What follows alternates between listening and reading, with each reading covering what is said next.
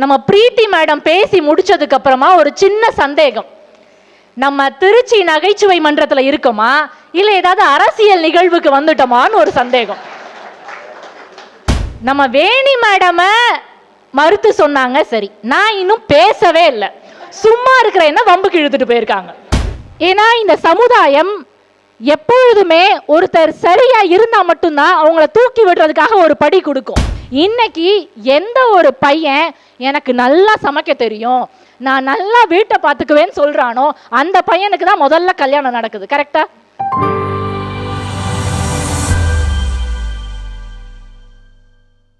நம்ம பிரீத்தி மேடம் பேசி முடிச்சதுக்கு அப்புறமா ஒரு சின்ன சந்தேகம்.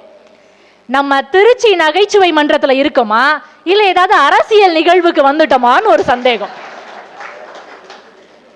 ஏன்னா நடுவுல திடீர்னு ஏதோ ஒரு கட்சியுடைய கோப்பாசாவே மாறிட்டாங்க அவங்க. நம்ம வேணி மேடம் மறுத்து சொன்னாங்க. சரி, நான் இன்னும் பேசவே இல்லை, சும்மா இருக்கிற என்ன வம்புக்கு இழுத்துட்டு போயிருக்காங்க. அதுலயும் வேணி மேடம் யூடியூப் சேனல் வச்சிருக்காங்க. அவங்க சேனலுக்கு எத்தனை சப்ஸ்கிரைபர் இருக்காங்க? எல்லாமே நாடு தானே கொடுத்துச்சு. உங்களுக்கு தெரியுமா, இந்தியால மட்டுமே கிட்டத்தட்ட 100 மில்லியன் யூடியூப் சேனல் இருக்கு. எல்லாத்துக்குமே அத்தனை சப்ஸ்கிரைபர் இருக்காங்களா? அப்ப யார் ஒருவருக்கு திறமை இருக்கிறதோ அவர்களைத்தான் இந்த நாடு தேடும். அந்த திறமையை வளர்த்தெடுப்பது வீடுதான். அதுக்கப்புறமா ரொம்ப உருக்கமா ஒரு விஷயத்த சொன்னாங்க டாக்டர் முத்துலட்சுமி ரெட்டி அவர்களை பத்தி. இன்னும் அவங்கள பத்தி நான் இன்னும் கொஞ்சம் ஆழமா போய் தெளிவா சொல்லணும்னு நினைக்கிறேன். நடுவுல ஒரு திரை போட்டு அவங்களுக்கு படிப்பை கொடுக்கிறதுக்கு வாய்ப்பு கிடைச்சிச்சான். அந்த திரையை போட்டது யாரு? இந்த நாடு கொடுத்த வாய்ப்பு தானே. நடுவுல ஆணுக்கும் பெண்ணுக்கும் நடுவுல திரை இருக்கணும்ங்கிறதே இந்த நாடு கொடுத்த பிரச்சனை தானே. அந்த பிரச்சனையை சரி செய்யறதுக்கு தான் அந்த நாடு ஒரு சட்டம் போடுது. அந்த பிரச்சனையை கொடுத்ததே முதல்ல நாடு தான். அதே மாதிரி அவங்க பள்ளி முடிக்கிறதுக்கே இந்த சமுதாயம் அவங்கள அனுமதிக்கல. அவங்களுடைய தந்தையான நாராயணசாமி அவர்கள் தான் அவங்கள வீட்டிலேயே வச்சு மொத்த பள்ளி படிப்பையும் வீட்டில் வச்சே சொல்லி கொடுத்தாங்க. அப்படி வீட்டில் வச்சு அவங்க படிச்சு முடிச்சதுக்கு அப்புறம் தான், தந்தையோட உதவியோட பள்ளி படிப்பை முடிச்சதுக்கு அப்புறம் தான் அவங்க கல்லூரிக்கே வந்தாங்க. அதுக்கப்புறம் தான் திரை போட்டாங்க. அதுக்கப்புறம் தான் அவங்க அடையார் இன்ஸ்டிடியூட் தொடங்கினாங்க. அதனால டாக்டர் முத்துலட்சுமி ரெட்டி அவர்களுக்கு அடிப்படை படிப்பறிவை கொடுத்ததே அவருடைய தந்தையான நாராயணசாமி அவர்கள் தான். அதை மறந்துட்டு நம்ம பேசக்கூடாது. அது மாதிரி அடுத்து ஒரு வருஷம் மெட்டர்னிட்டி லீவ் இந்த நாடு தானே கொடுக்குது. ஒரு வருஷம் ஊதியத்தோட கொடுக்குதே. பிள்ளை ஒரு வயசோட வளர்றத நின்று போயிருமா? பிள்ளைக்கு 2 வயசு ஆகும் போது யாருமா வளர்க்கறது? நம்ம சாத்துமை பிரியா அவர்கள் வீட்டில் அழகான 3 குழந்தைங்க, 3 தேவதைகள். அந்த 3 தேவதையும் அவங்க அம்மா கிட்ட தான் விட்டுட்டு வந்திருக்காங்க. உங்களுக்கு இந்த நாடு வாய்ப்புகளை அள்ளி கொடுக்கிறது என்று நீங்கள் பேசிக் கொண்டிருக்கிறீர்கள். ஆனால் அந்த வாய்ப்புகளை நீங்கள் சரியாக பயன்படுத்த வீடுதான் உங்களை அரவணைத்துக் கொண்டிருக்கிறது என்பதை மறந்து விடாதீர்கள். என்னுடைய வாழ்க்கையில நடந்த ஒரு சின்ன விஷயத்துல தான் தொடங்குறேன். ஏன்னா எல்லார் வாழ்க்கையிலுமே எந்த ஒரு பெண் சாதிக்கணும்னு வெளியில வந்தாலும் அவளுடைய வாழ்க்கையில நிச்சயமா அவளுடைய குடும்பம் இருக்கும். நான் யூஜி முடிச்சோடனே எனக்கு கல்யாணம் ஆயிருச்சு. யூஜி முடிச்சதுக்கு அப்புறமா பிஜி படிக்கணும்னு எனக்கு ஆசை. நான் ஒரு கல்லூரியில் போய் சேர்ந்தேன். கையில் ஒரு கை குழந்தை. அந்த கல்லூரி நிர்வாகம் அடுத்தடுத்து அடுக்கடுக்க நிறைய கேள்விகள் கேட்டுச்சு. நீ ஒழுங்கா படிச்சு முடிச்சிருவியா? டிகிரி வாங்கிருவியா? டிஸ்கண்டினியூ பண்ணிடக்கூடாது, அரியர் வச்சிடக்கூடாது, கையில குழந்தை வேற இருக்கு, எப்படிமா படிச்சு முடிப்பண்ணு அடுக்கடுக்காக நிறைய கேள்விகளை இந்த கல்லூரி நிர்வாகம் என் மீது திணித்தது. அதையும் மீறி அந்த பிஜி படிப்பை நான் முடிச்சேன்னா அதற்கு காரணம் இந்த உலகத்திலேயே இருக்கின்ற அந்த ஒரே ஒரு ஜீவன் தான் என்னுடைய கணவர். அதனுடைய விளைவு என்ன தெரியுமா? அந்த எம்பிஏ படிப்போடைய 2019-21 உடைய கோல்டு மெடலிஸ்ட் நான் தான். என்னுடைய வீடு கொடுத்த ஒட்டுமொத்த தைரியம் அது. என் குழந்தைய என்னுடைய மாமனார் மாமியார் என்னுடைய கணவர் என்னுடைய அம்மா அப்பா எல்லாரும் சேர்ந்து வளர்த்தாங்க, என்னால சாதிக்க முடிஞ்சது. எந்த ஒரு பெண் சாதிக்க வேண்டும் என்றாலும் அவளுடைய குடும்பம் சப்போர்ட் பண்ணலன்னு வச்சுக்கோங்களேன், நிச்சயமாக அவளால் ஒரு அடி கூட எடுத்து வைக்க முடியாது. இங்க இருக்கிற எல்லா பெண்களுக்குமே அதுதான் நிலை. அறிமுக உரையில நம்ம எம்சி அவர்கள் சொன்னாங்க, பெண்ணுனா அழகு, பெண்ணுனா ரொம்ப சாந்தமானவ, பெண்ணுனா நிலா போன்றவள் அப்படின்னு பெண்களை இந்த சமூகம் வர்ணிச்சுக்கிட்டே தான் இருக்கும். ஒரு பெண் சரியா இருந்தா மட்டும்தான் அவளை இந்த சமூகம் கொண்டாடும். ஆனா ஒரு பெண் எப்படி இருந்தாலும் சரி அவளை அள்ளி அரவணைப்பது வீடுதான். ஏன்னா ஒரு பெண்ணுக்கு ஏதோ ஒரு விஷயம் சரியில்லைன்னு வச்சுக்கோங்களேன், ஒரு பெண்ணுன்னு எடுத்துக்காம ஒரு குழந்தைக்கே அவள் மாற்றுத்திறனாளியாக இருந்தால் இந்த சமூகம் அவளை அங்கீகரிக்குமா? கடைசி வரைக்கும் அந்த பெண்ணுக்கு 20 வயசானாலும் 25 வயசானாலும் அவளை குழந்தை போலவே பார்த்து பார்த்து பாதுகாக்கிறது அந்த குடும்பம் தான். இந்த சமூகம் சரியா இருக்கிறவங்களை மட்டும்தான் அங்கீகரிக்கும். ஆனால் அந்த குழந்தை எப்படி இருந்தாலும் அவளை அங்கீகரிப்பது வீடுதான். இதுக்கு ஒரு சின்ன உதாரணம், போன வருஷத்தோடைய பத்மஸ்ரீ விருது வாங்கியவர், அவங்களுக்கு 8 வயசா இருக்கும் பொழுது ஒரு ஃபயர் ஆக்சிடென்ட் நடந்தது. அந்த ஃபயர் ஆக்சிடென்ட்ல ஒட்டுமொத்த முகமும் செதஞ்சு போச்சு. கிட்டத்தட்ட 28 பிளாஸ்டிக் சர்ஜரி பண்ணாங்க. அவ்வளவு பிளாஸ்டிக் சர்ஜரி பண்ணதுக்கு அப்புறமும் கூட ரோட்ல யார் பார்த்தாலும் ஐயோ அம்மா பேயின்னு அலறி அடிச்சுட்டு ஓடுவாங்க. அந்த அளவு சிதைந்த முகம். யாருமே அந்த பிள்ளைய பார்க்கறதுக்கு கூட விரும்பல. இந்த நாடும் இந்த சமுதாயமும் பக்கத்து வீட்டுக்காரங்க யாருமே அந்த குழந்தை முகத்தை பார்க்கறதுக்கு கூட விரும்பல. ஆனா அந்த குழந்தையோடைய அம்மா என்ன தெரியுமா பண்ணாங்க? முதல்ல வீட்டில் இருக்கிற கண்ணாடி எல்லாம் தூக்கி வெளியில போட்டாங்க. ஏன்னா அந்த கண்ணாடியை பார்த்தா, தன்னுடைய முகத்தை அந்த குழந்தை பார்த்தா அந்த குழந்தைக்குடைய தைரியம் போயிடும், தன்னம்பிக்கை போயிரும்ங்கிறதுக்காக கண்ணாடி எல்லாம் முதல்ல தூக்கி வெளியில போட்டாங்க.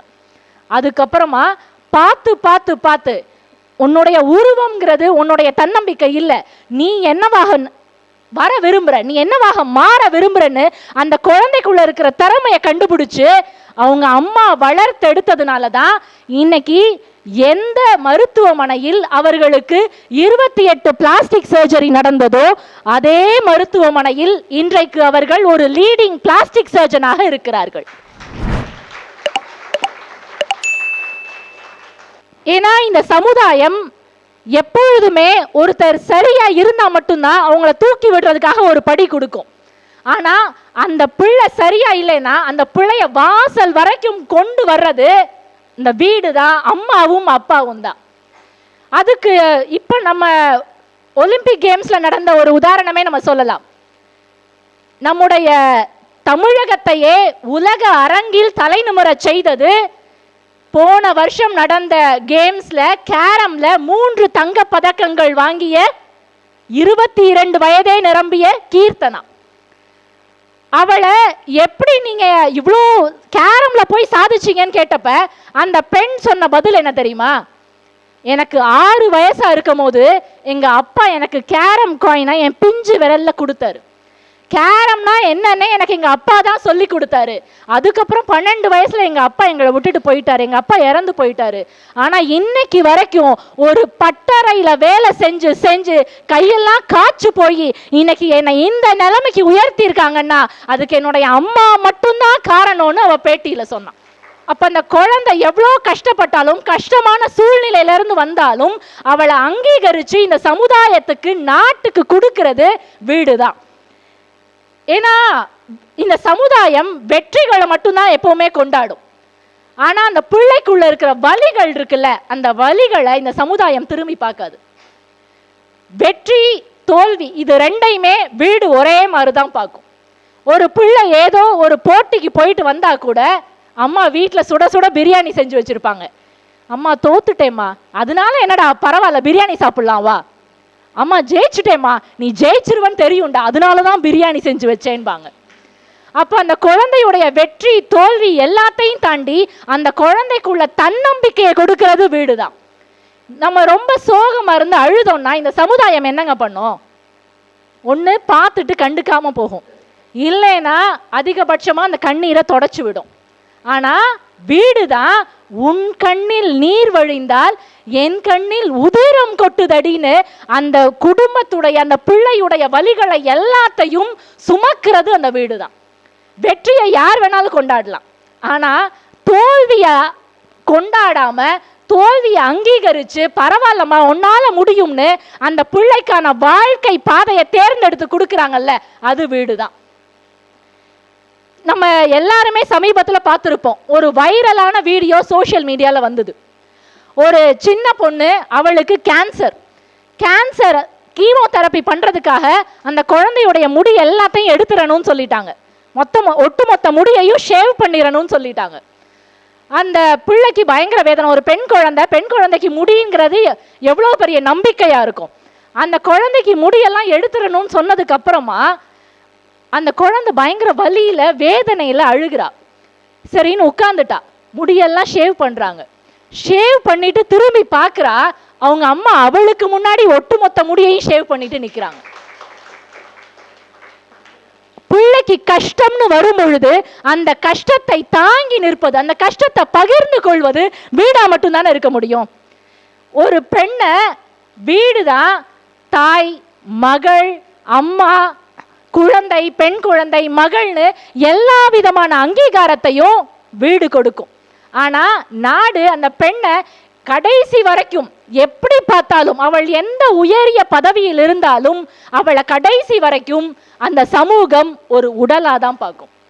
உறவாக எண்ணி நினைப்பது ஒரு வீடு மட்டும்தான். இப்ப இருக்கிற ஒரு சூழ்நிலையை நம்ம பேசுவோம். அந்த காலத்துல இருக்கிறத விட்டுட்டு இன்னைக்கு இருக்கிறத பேசுவோம். இன்னைக்கு எந்த ஒரு பையன் எனக்கு நல்லா சமைக்க தெரியும், நான் நல்லா வீட்டை பார்த்துக்குவேன்னு சொல்றானோ அந்த பையனுக்கு தான் முதல்ல கல்யாணம் நடக்குது. கரெக்டா? ஏன்னா இன்னைக்கு வீடுங்கிறது ஒரு ஷேர்டு ரெஸ்பான்சிபிலிட்டி ஆயிருச்சு. எல்லா வேலைகளையும் எல்லா விஷயத்தையும் ஒரு ஆணும் வீட்டில இருந்து சேர்ந்து பார்த்துக்கிறாங்க. பெண்ணுக்கு இணையாக ஆணும் கை கொடுக்க விரும்புகிறார்கள். ஆனா ஒரு வேலை இடத்துல யோசிச்சு பாருங்களேன், ஒரு ப்ரொமோஷன் வருது, அந்த ப்ரொமோஷனுக்கு 5 பேர் எலிஜிபிளா இருக்காங்க. அதுல 4 ஆண்கள் ஒரு பெண்ணுன்னு வச்சுக்கோங்க. இப்ப இந்த 4 ஆண்களுடைய எண்ணம் என்னவா தெரியுமா இருக்கும்? நம்ம 4 பேர்ல யாராவது ஒருத்தருக்கு ப்ரமோஷன் கிடைக்கணும். எனக்கு கிடைக்கலனா கூட பரவாயில்ல, நம்ம 4 பேர்ல யாராவது ஒருத்தர் கிடைக்கணும். அந்த அம்மாவுக்கு மட்டும் கிடைச்சிட்டா அந்த அம்மாவுக்கு கீழெல்லாம் கை கட்டி வேலை பார்க்க முடியாது. இந்த எண்ணம் தான் ஒரு அலுவலக சூழல்ல இன்னைக்கும் ஆண்கள் மத்தியில இருக்கு. வீட்டுல சூழல் மாறிடுச்சு. பெண்ணுக்கு முன்னேற்ற பாதை கொடுப்பதற்கு ஆண்கள் வீட்டில் தயாராக இருக்கிறார்கள். ஆனால் ஒரு அலுவலக சூழல் வரும் பொழுது ஒரு ஆண் இன்றைக்கு வரைக்கும் தயாராக இல்லை என்பதுதான் உண்மை. அப்படியே அந்த பொண்ணு தன்னுடைய அறிவால ஒரு கட்டம் உயர்ந்துட்டான்னு வச்சுக்கோங்களேன், அப்பொழுதும் இந்த சமூகம் அவளுடைய ஒழுக்கத்தின் மீதுதான் கல்லெறிகிறது. இத அடுத்தடுத்த பதவி உயர்வு பெறுகின்ற எல்லாரும் உணர்ந்திருப்பாங்க. இப்ப நம்ம சமூகத்துல எல்லா தடைகளையும் மீறி யாராவது ஒருத்தர் முன்னுக்கு வரணும்னா அந்த பெண் எவ்வளவு கஷ்டப்பட்டிருப்பா தெரியுமா? ஒரு பெண் கல்வி கற்கணும்னாலே அவ நடந்து போகும்போது சாணியை கரைச்சு ஊத்துவாங்க. இன்னொரு மாத்து சேலையை வச்சுக்கிட்டு அவ வேலைக்கு போறா, அவ படிக்க போறா. இப்படி எல்லா விதத்திலையும் ஒரு சமூகம் அவளுக்கு தடையாகத்தான் இருக்கிறது. ஆனா அப்படிப்பட்ட ஒரு சமூகத்தின் தடையை மீறி கூட அவளால் இந்தியாவின் முதல் பெண் ஆசிரியராக உயர முடிந்தது என்றால் அதற்கு காரணம் அந்த சாவித்ரிபாய் பூலே அவர்களுடைய கணவர் ஜோதிராவ் பூலே தான். இப்படி பெண்கள் எப்பொழுதுமே தடையை மீறி முன்னே வரணும்னா, ஏன்னா நீங்க எல்லா வரலாற்றெல்லாம் எடுத்து பாருங்க.